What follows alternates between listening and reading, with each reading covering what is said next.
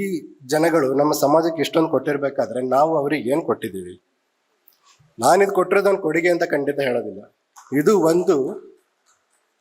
ಇದು ಒಂದು ಉಪಕಾರ ಸ್ಮರಣೆ. ಎಲ್ರಿಗೂ ನಮಸ್ಕಾರ.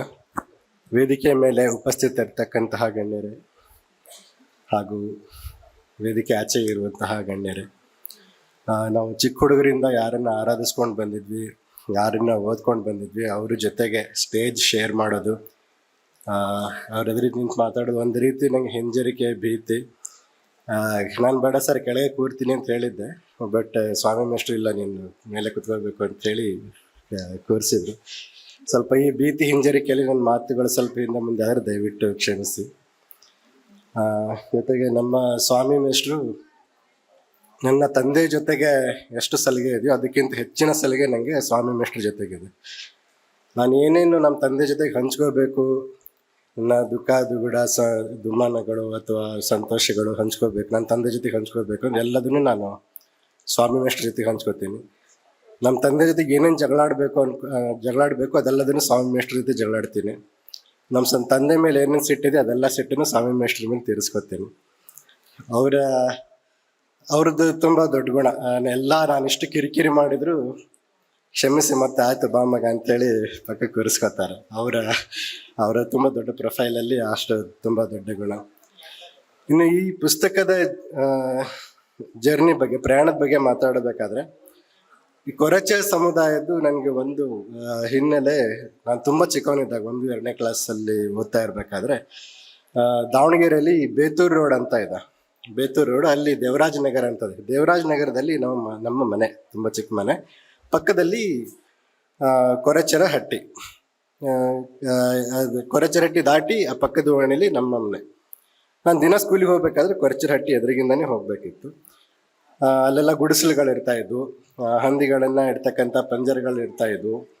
ಆಮೇಲೆ ಈ ಕಡೆಗೆ ದೊಡ್ಡ ಚರಂಡಿ, ಆ ಚರಂಡಿ ಪಕ್ಕದ ಮರಗಳಿಗೆ ಈ ಪುಸ್ತಕದಲ್ಲಿ ವಿವರಿಸಿರೋ ಥರ ಹಗ್ಗ ಹೊಸಿತಾ ಇರ್ತಿದ್ರು, ಬುಟ್ಟಿ ಹೆಣಿತಾ ಇರ್ತಾ ಇದ್ರು. ಆಗಾಗ ನಮ್ಮ ಓಣಿಗೆ ಬಂದು ಹಂದಿ ಹಿಡಿತಾ ಇದ್ರು. ತುಂಬ ಅದು ಒರಟಾದ ಕೈಗಳು, ಒರಟಾದ ಕಾಲುಗಳು, ಹರಿದಿರೋ ಮಾಸಗಿರೋ ಬಟ್ಟೆಗಳು. ದಿನ ನಾವು ಸ್ಕೂಲಿಂದ ಹೋಗ್ತಾ ಬರ್ತಾ ನೋಡ್ತಾ ಇದ್ದಿದ್ದು. ಒಂದಿನ ನಾನು ಮತ್ತು ನನ್ನ ಸ್ನೇಹಿತ ಸ್ಕೂಲಿಂದ ಬರ್ತಾ ಇರ್ಬೇಕಾದ್ರೆ ಕೊರಚರ ಹಟ್ಟಿಂದ ಒಬ್ಬ ಹುಡುಗ ಬಂದ. ನಮ್ಮದೇ ವಯಸ್ಸು, ನಮ್ಮ ಏಜು. ಸೀದಾ ಬಂದ್ಬಿಟ್ಟು ಒಂದು ಮುರಿದು ಹೋಗಿರೋ ಅಂಥ ಇದಕ್ಕೆ ತುಕ್ಕು ಹಿಡಿದಿರೋಂಥ ಮುರಿದೋಗಿರೋಂಥ ಆಕ್ಸೆಲ್ ಬ್ಲೇಡು ಹಿಂಗೆ ಹಿಡ್ಕೊಂಡು ನಮ್ಮ ಎದುರಿಗೆ ಬಂದು, ನಿಮ್ಮ ಹತ್ರ ಏನೇನು ದುಡ್ಡಿದೆ, ಎಷ್ಟಿದೆ ಅದೆಲ್ಲ ತೆಗೀರಿ ಅಂತ ಹೇಳಿ. ಅದು ನನ್ನ ಜೀವನದಲ್ಲಿ ನಡೆದಂಥ ಏಕೈಕ ರಾಬರಿ ಅಟೆಂಪ್ಟ್. ಬಂದ ನಮ್ಮ ಹತ್ರ ಎಲ್ಲಿಂದ ಬರ್ಬೇಕು ದುಡ್ಡು? ಆವಾಗ ನಮ್ಮದು ಕೂಡ ಬಡತನೆ ಅಂತ ವಿಶೇಷ ಏನೂ ಇರಲಿಲ್ಲ. ಅವನಿಗೆ ಬಂದು ಹಿಡಿದಾಗೆ ನಮಗೆ ಅಂತ ಹೆದರಿಕೆನೂ ಆಗಲಿಲ್ಲ. ಯಾಕೆಂದರೆ ತುಂಬ ಸರಳ. ಯಾಕೆಂದರೆ ನಾವು ಮಾಲ್ ನ್ಯೂಟ್ರಿಷನ್ ಅಂದರೆ ಅವನು ನನಗಿಂತ ಮಾಲ್ ನ್ಯೂಟ್ರಿಷನ್ನು. ನಾವು ಯೂನಿಫಾರ್ಮ್ ಹಾಕ್ಕೊಂಡಿದ್ದೀವಿ, ಶರ್ಟು ಚಡ್ಡಿ ಶೂಸು ಹಾಕ್ಕೊಂಡಿದ್ದೀವಿ, ಟೈ ಹಾಕ್ಕೊಂಡಿದ್ದೀವಿ. ಆತ ಹರಕಲು ಬನಿಯನ್ನು ಹರಕಲು ಚಡ್ಡಿಲಿದ್ದಾನೆ. ನನ್ನ ಟೈನ ತೆಗೆದು ಕೊಟ್ಟೆ ಅಂದರೆ ಅವನ ಚಡ್ಡಿ ಮತ್ತು ಬನಿಯನ್ನಿನ ತೂತುಗಳನ್ನು ಮುಚ್ಚಬಹುದಿತ್ತು. That exact representation of capitalism. ಒಬ್ಬನ ಹತ್ರ ಅತಿಯಾಗಿರುತ್ತೆ, ಒಬ್ಬನ ಹತ್ರ ಕಡಿಮೆ ಇರುತ್ತೆ. Exact representation. ಮೂಳೆ ಚಕ್ಕಳವಾಗಿದ್ದಾನೆ, ಅವನಿಗೆ ಎಂತ ಹೆದರೋದು ನಾವು? ಸುಮ್ಮನೆ ಓಕೆ ಗುಡ್ ಅಂತೇಳಿ ನಮ್ಮ ಹತ್ರ ಏನು ಇಲ್ಲಪ್ಪ ಅಂತೇಳಿ ತೋರಿಸ್ಬಿಟ್ಟು ಮುಂದೆ ಹೋದ್ವಿ. ಮತ್ತೆ ಇಟ್ ನೆವರ್ ಹ್ಯಾಪೆಂಡ್. ಯಾಕೆ ಇದು ನಾನು ತುಂಬ ಮುಖ್ಯವಾಗಿ ಹೇಳ್ತೀನಿ ಅಂದರೆ, ನನ್ನ ಜೊತೆ ಆಗಿರೋ robbery attempt physical robbery attempt ಮಾತ್ರ. ಅದು ಬೇರೆ ಥರ ರಾಬರಿಗಳು ತುಂಬ ನಡೀತಾ ಇದ್ದಾವೆ. ತಗೊಂಡು ಎಲ್ಲ ನಮ್ಮನ್ನು ರಾಬ್ ಮಾಡಿ ಬೇರೆ ಬೇರೆ ದೇಶಗಳಲ್ಲಿ ಹೋಗಿ ಸೆಟ್ಲ್ ಆಗೋರು ಇದ್ದಾರೆ. ಅವ್ರು ಯಾರನ್ನೂ ಕ್ರಿಮಿನಲ್ಗಳು ಅಂತ ಕರೆಯೋದಿಲ್ಲ. They are actual criminals. ಈ ಒಂದು ಯುರೋಪಿಡಿಸ್ ಅನ್ನೋ ಒಬ್ಬ ಗ್ರೀಕ್ ನಾಟಕಕಾರ ಹೇಳ್ತಾನೆ, ಮನುಷ್ಯ ಬಿಲ್ಲು ಮತ್ತು ಬಾಣವನ್ನು ಕಂಡುಹಿಡಿದಾಗ ಮನುಷ್ಯನಲ್ಲಿ ಹೇಡಿತನ ಶುರುವಾಯಿತು ಅಂತ ಹೇಳ್ತಾನೆ. ಅದಕ್ಕಿಂತ ಮುಂಚೆ ಗದೆ ಮತ್ತು ಕತ್ತಿ ಈಟಿಗಳನ್ನು ಹಿಡಿದು ಜಜ್ಜಿ ಸಾಯಿಸೋ ಪದ್ಧತಿ ಇತ್ತು. ಬಿಲ್ಲು ಬಾಣಗಳು ಹೇಡಿತನ ಸಂಕೇತ. ಈಗ ಇನ್ನೂ ಬಂದಿದೆ, ಮಿಸೈಲ್ಗಳು, ಬಂದೂಕುಗಳು ಬಂದಿದೆ. ಒಂದು ಬಟನ್ ಹತ್ಬಿಟ್ರೆ ಅಲ್ಲಿ ಹೋಗಿ ಸಾವಿರಾರು ಜನ ಸಾಯ್ತಿರ್ತಾರೆ. ಅದು ಇನ್ನೂ ದೊಡ್ಡ ಹೇಡಿತನ. ಕನಿಷ್ಠ ಹುಡುಗನಲ್ಲಿ ಎದುರಿಗೆ ನಿಂತು ಕೇಳೋಷ್ಟು ಪರಾಕ್ರಮ ಆದರೂ ಇತ್ತು. ಸೊ ನಾನು ಒಂದು ಅಬ್ಸರ್ವ್ ಮಾಡ್ದಂಗೆ, ಈ ಕೊರಚೆ ಸಮುದಾಯದ ಮೇಲೆ ಇದು ರಾಬರಿ ಕೇಸ್ಗಳಿದ್ದಾವೆ, ಕಳ್ಳತನದ ಕೇಸ್ಗಳಿದ್ದಾವೆ, ಮೋಸದ ಕೇಸ್ಗಳಿದ್ದಾವೆ, ಮಾಲೆಸ್ಟೇಷನ್ ಕೇಸ್ಗಳಿಲ್ಲ, ಸೆಕ್ಷುವಲ್ ಹರಾಸ್ಮೆಂಟ್ ಕೇಸ್ಗಳಿಲ್ಲ, ಪೋಸ್ಕೋ ಕೇಸ್ಗಳಿಲ್ಲ. ಎಫ್ಸ್ಟೈನ್ ಫೈಲ್ಸಲ್ಲಿ ಇವ್ರ ಹೆಸರುಗಳು ಬರೋದಿಲ್ಲ. ಎಪ್ಸ್ಟೈನ್ ಫೈಲ್ ಹೆಸರಿರುವಂತರು ಪೋಸ್ಕೋ ಆಕ್ಟ್ ಅಲ್ಲಿ ಇರುವಂತಹ ಜನಾಂಗಗಳು ಹೊಟ್ಟೆಪಾಡಿಗಾಗಿ ಎದುರಿಗೆ ನಿಂತು ಕಳ್ಳತನ ಮಾಡೋ ಅಂತಾರನ್ನ ಇಡೀ ಟ್ರೈಬನ್ನ ಕ್ರಿಮಿನಲ್ಸ್ ಅಂತ ಹೇಳಿ, ಅಲ್ಲಿ ಹುಟ್ಟೋ ಮಕ್ಕಳನ್ನು ಕೂಡ ಕ್ರಿಮಿನಲ್ಸ್ ಅಂತ ಹೇಳಿ ಬ್ರ್ಯಾಂಡ್ ಮಾಡೋದು ಇಂಥ ಇತಿಹಾಸದ ಕ್ರೌರ್ಯ ಏನಿದೆಯಲ್ಲ, ನಾವು ಅದನ್ನ ಈ ಪುಸ್ತಕದಲ್ಲಿ ನಾವು ಮೊದಲೇ ಸಾರಿ ಕೊಂಡ್ಕೊಂಡ್ವಿ.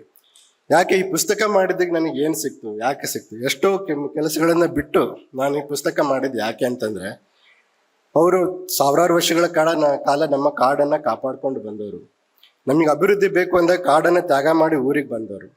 ನಮ್ಮ ಹಳ್ಳಿಗಳ ನಮ್ಮ ಫಾರ್ಮರ್ಸ್ಗೆ ಅಂದ್ರೆ ರೈತರಿಗೆಲ್ಲ ಕಣ್ಣಿಗಳನ್ನ ಹಗ್ಗಗಳನ್ನ ಸಪ್ಲೈ ಮಾಡಿದವರು. ನಮ್ದೇನು ಇಲ್ಲಿ ನಾವು ರೈಲಲ್ಲಿ ಏನು ಆರಾಮಾಗಿ ಅಡ್ಡಾಡ್ತೀವಿ ಊರಿಂದ ಊರಿಗೆ, ಆ ಹಳಿಗಳನ್ನ ಹಾಕಿದವರು. ಹೆಗಲ ಮೇಲೆ ಟನ್ ಗಂಟ್ಲೆ ಹಳಿಗಳನ್ನ ಹೊತ್ಕೊಂಡು ಕಬ್ಬಿಣದ ಹಳಿಗಳನ್ನ ಹೊತ್ಕೊಂಡ್ಬಂದು ಹಾಕ್ಬೇಕಾದ್ರೆ ಎಷ್ಟೋ ಜನರು ತಲೆಗಳು ಕತ್ತರಿಸಿ ಬಿದ್ದಿದೆ.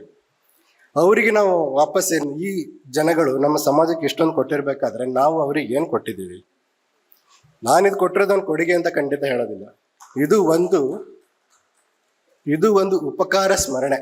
ನಾನು ಕನ್ನಡದಿಂದ ಇಂಗ್ಲೀಷ್ಗೆ ತರ್ಜಮೆ ಮಾಡಿರೋದೇನಿದೆ, ಈ ಜನಾಂಗಕ್ಕೆ ನನ್ನ ಉಪಕಾರ ಸ್ಮರಣೆ. ಥ್ಯಾಂಕ್ಸ್, ಒಂದು ಚಿಕ್ಕ ಥ್ಯಾಂಕ್ಸ್ ಅಷ್ಟೇ, ಅದಕ್ಕಿಂತ ಹೆಚ್ಚೇನಿಲ್ಲ. ಕಡೆಯದಾಗಿ ನನ್ನ ಕೊನೆ ಮಾತು, ಇದನ್ನು ತುಂಬ ಜನರಿಗೆ ಧನ್ಯವಾದ ಹೇಳಬೇಕಾಗಿದೆ. ನನ್ನ ಅನೇಕ ಗೆಳೆಯರು ಬಂದಿದ್ದಾರೆ, ನಾಗಮಣಿ ಬಂದಿದ್ದಾರೆ, ಗುರು ಸಾವನ್, ಜಗದೀಶ್. ಗುರು ಸಾವನ್ ಇವತ್ತು ನನ್ನ ಇಲ್ಲಿ ಕರ್ಕೊಂಡ್ಬಂದರು. ಜಗದೀಶ್ ಬಂದಿದ್ದಾರೆ, ಮಮತಾ ರಾಣಿ, ಪೂರ್ಣಿಮಾ ಮಾಳಿಗೆಮನಿ, ವಿನಯ್ ಮತ್ತು ಶಿವಕುಮಾರ್ ಆರಾಧ್ಯ ಮಂಡ್ಯದಿಂದ ಬಂದಿದ್ದಾರೆ. ನಾನು ಇದನ್ನು ಟ್ರಾನ್ಸ್ಲೇಟ್ ಮಾಡಿದಾಗ ನನ್ನ ಜೊತೆಗೆ ಇದನ್ನು ಎಡಿಟಿಂಗ್ ಕೈಗೊಂಡವರು ಪೂರ್ಣಿಮಾ ಮಾಳಿಗೆಮನಿಯವರು. ಅದು ಸುಮಾರು ನಾನೆಷ್ಟು ಸಾರಿ ಓದಿದ್ದೀನಿ, ಅವರು ಕೂಡ ಅಷ್ಟೇ ಸಾರಿ ಓದಿ ತಿದ್ದಿದ್ದಾರೆ. ನಾವು ಇನ್ನೇ ಪ್ರಿಂಟಿಗೆ ಕಳಿಸ್ಬೇಕು ಅಂದಾಗ ಅವ್ರಿಗೆ ನಾನು ಕಳಿಸ್ಕೊಟ್ಟೆ, ಫೈನಲ್ ಡ್ರಾಫ್ಟ್ ಕಳಿಸ್ಕೊಟ್ಟೆ. ಅವರು 150 ಪುಟಗಳನ್ನು ಓದಿ 2 ದಿನದಲ್ಲಿ ಸುಮಾರು 97 ತಿದ್ದುಪಡಿಗಳು, ಎವ್ರಿ ಮೈನ್ಯೂಟ್ ಪಾಯಿಂಟ್ಸ್ ತಿದ್ದುಪಡಿಗಳನ್ನು ಮಾಡಿ ಕಳಿಸಿದ್ರು. ಅದನ್ನು ನಮ್ಮ ಪುರುಷೋತ್ತಮ್ ಅವರು ಟಕ ಟಕ ಟಕ ಅಂತ 2 ತಾಸೆಲ್ಲ ರೆಡಿ ಮಾಡಿ ಕೊಟ್ಟರು. ಸೊ ಪೂರ್ಣಿಮಾ ಅವ್ರಿಗೂ ಧನ್ಯವಾದಗಳು, ತಮ್ಮೆಲ್ಲ ಈ ಕೆಲಸ ಮಾಡಿಕೊಟ್ಟಿದ್ದಕ್ಕೆ, ಸಹಾಯ ಮಾಡಿದ್ದಕ್ಕೆ. ಹಾಗೆ ಪುರುಷೋತ್ತಮ್ ಧನ್ಯವಾದಗಳು. ನಮ್ಮ ಮುರಳೀಧರ್ ರಾಥೋಡ್ ಅವರು ಇಲ್ಲಿದ್ದಾರೆ, ನಿಮಗೂ ಧನ್ಯವಾದಗಳು. ಕಡೆಯದಾಗಿ ನಿಮ್ಮೆಲ್ಲರಿಗೂ ನನ್ನ ಮಾತುಗಳನ್ನು ಕೇಳೋದಕ್ಕೆ ನಿಮ್ಮೆಲ್ಲರಿಗೂ ಧನ್ಯವಾದಗಳು. ಮತ್ತು ಇದನ್ನು ಅನುವಾದ ಮಾಡಲಿಕ್ಕೆ ಅವಕಾಶ ಕೊಟ್ಟಂತಹ ಸ್ವಾಮಿ ಸರ್ಗೆ ತುಂಬ ದೊಡ್ಡ ಧನ್ಯವಾದಗಳು. ಸರ್, ತಮ್ಮೆಲ್ಲರ ಆಶೀರ್ವಾದ ನನ್ನ ಮೇಲಿರಲಿ. ನಾನು ಕೂಡ